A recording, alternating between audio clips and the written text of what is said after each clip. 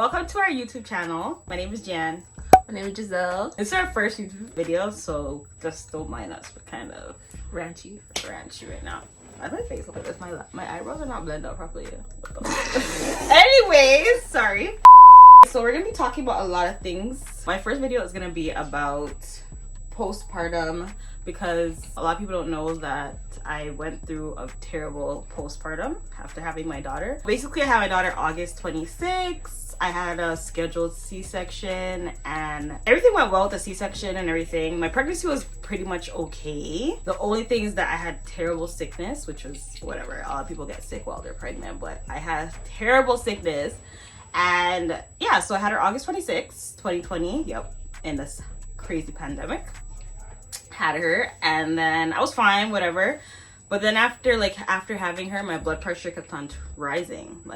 I never had any blood pressure problems when I was pregnant. And I was like, okay, whatever.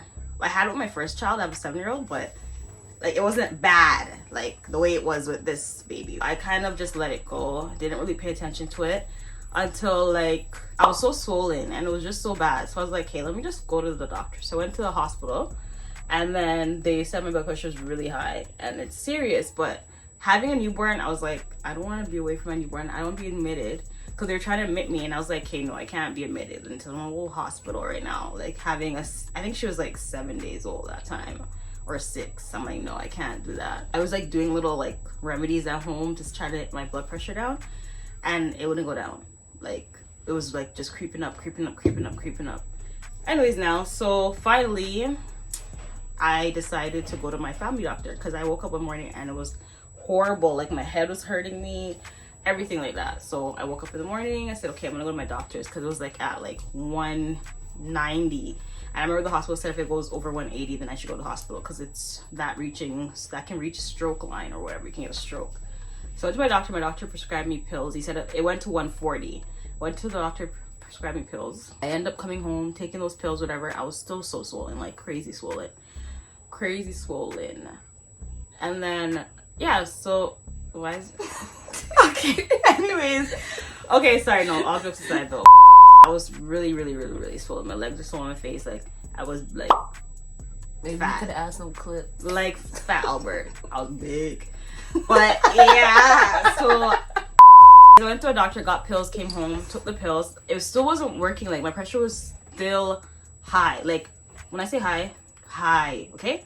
I was even telling my boyfriend, I'm like, no, something's wrong. He's like, no, maybe it's just a migraine. I'm like, no, I couldn't sleep that night. That was a Monday night. I couldn't sleep. I woke up Tuesday. I felt like crap. I checked my blood pressure. It was at 200 over 110, okay? Anyways, I was downstairs. My mom made me breakfast. I kind of ate, didn't really eat because I was feeling crazy sick, whatever. I just remember sitting down in my sofa and twitching. My head was I wasn't there. It's I wasn't there, but I was there, and I was twitching. Anyways, I just remember telling my mom something's wrong with me. My mom came over, and literally I started to have a seizure. I don't remember anything after that. I just remember ending up in the hospital, and the hospital saying that I was unresponsive. My blood pressure was really high, so it gave me a seizure or whatever. I had to be admitted to the hospital for 3 days. Within that, I realized you can't take your health as a joke. No matter how much you want to stay with your child, or you have a newborn, or whatever the case might be, you have to really take care of yourself. Because what if I end up dying or whatever? Because the doctor said that I could have died, because hypertension can lead to death, whatever. I could have got a stroke, whatever. Anything could have happened to me. Seriously, that by the grace of God, I survived, and I have my 2 children, and I'm very happy about that. But you have to take your health serious. But what I'm trying to raise awareness for is that they don't tell you about these things after you have a baby. They just say, okay, you have the baby, whatever. Even when I was going to the doctor, he's like, oh, everything's gonna be okay. You can take the pills, your pressure will go down, whatever. They don't tell you about these things. So I just want to raise awareness for mothers, pregnant mothers and mothers that have babies. You have to look out for the signs. You have to take the signs seriously, because if you're not gonna take care of your babies, who's gonna take care of them?